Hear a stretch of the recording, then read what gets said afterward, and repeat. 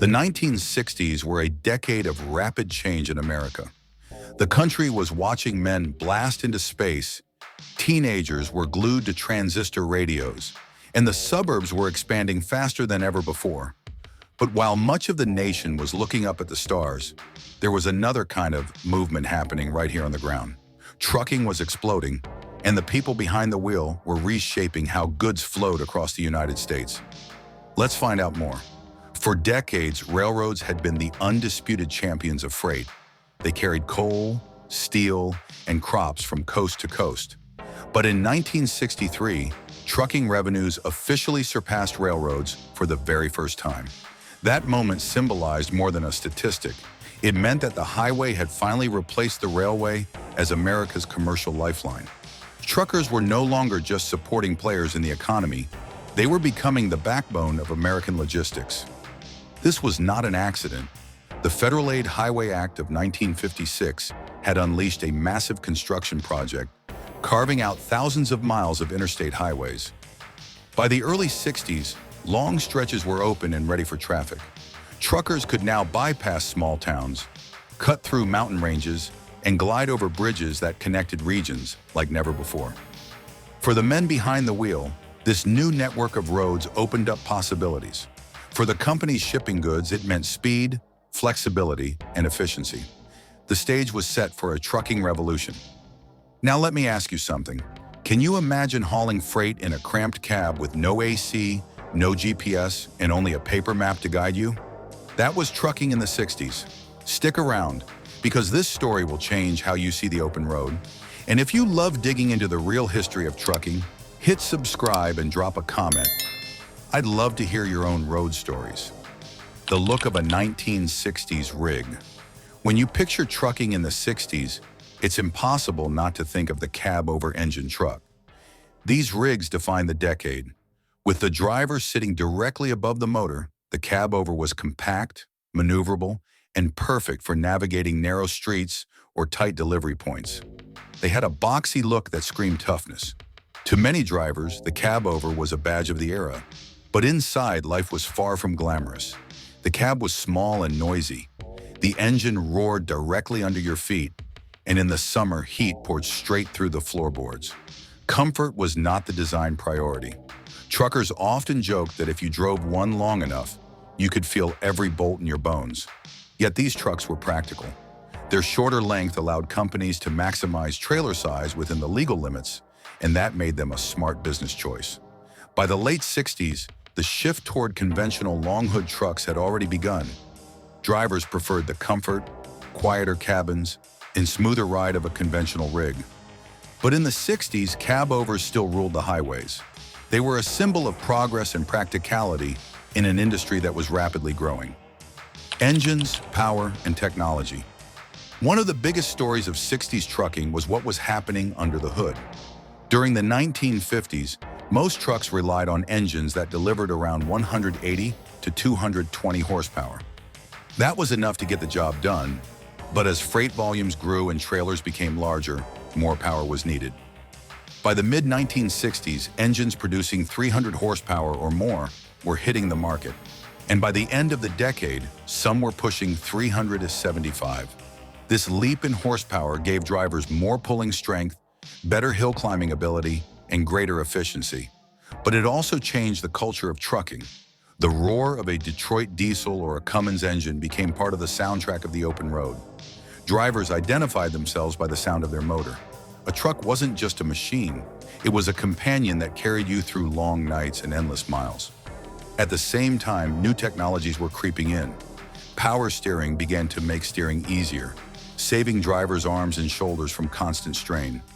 Air conditioning was slowly becoming available, though it was far from standard.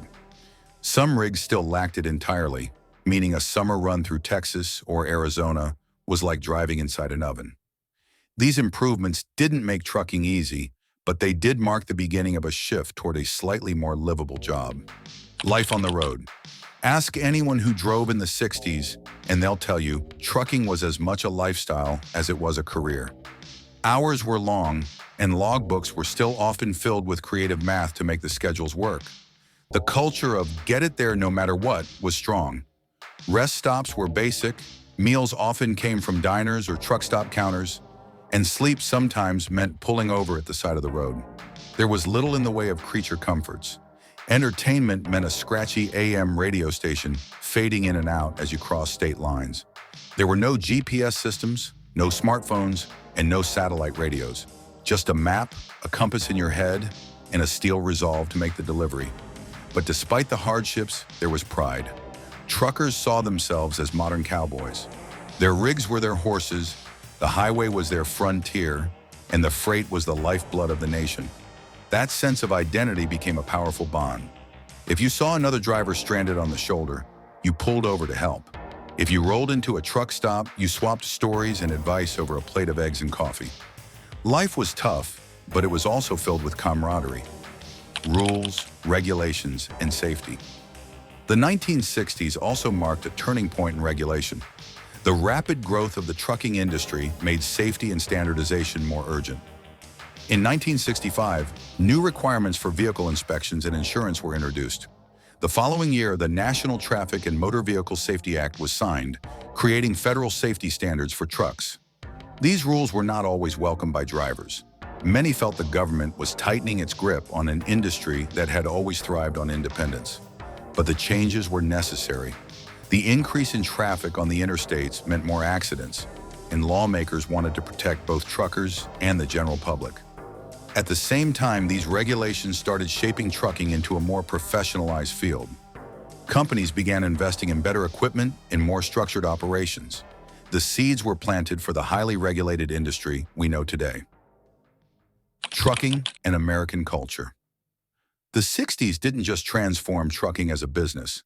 They also brought truckers into American culture in a way that had never happened before. Country and folk musicians started singing about the open road, about the struggles and the romance of being a trucker. Songs like 6 Days on the Road, which first hit the airwaves in 1963, captured the essence of life behind the wheel. Truckers became folk heroes, portrayed as independent, tough, and free-spirited. Long before the CB radio craze of the 70s, the groundwork was already being laid. The public was beginning to see truckers as something more than anonymous drivers. They were becoming symbols of resilience and freedom in an America that was moving faster and further every year. The challenges of the job. Of course, life on the road in the 1960s wasn't all romance and glory. Drivers faced constant fatigue, dangerous roads, and the pressure to deliver on time no matter the obstacles. Mechanical breakdowns were common. Tires blew, engines overheated, and brakes failed more often than anyone would like to admit. And with fewer services available on remote stretches, fixing problems often meant rolling up your sleeves and getting greasy yourself. There were also social challenges. Long hours away from home strained marriages and families. Some drivers struggled with loneliness, driving through the night with nothing but static on the radio for company. And while truckers were admired, they were also sometimes stereotyped as rough around the edges, which made them targets for blame when accidents happened. But through it all, the 60s driver kept rolling. Their toughness became the stuff of legend. To survive in this line of work required a mix of skill, patience, and sheer willpower. That resilience would define trucking culture for decades to come. The legacy of the 1960s. Looking back, the 1960s stand as a defining decade for trucking. It was the moment when the industry came into its own, fueled by powerful new engines, shaped by interstate highways, and guided by a changing regulatory environment. It was also when truckers carved out their place in American culture, earning respect as the unsung heroes of commerce.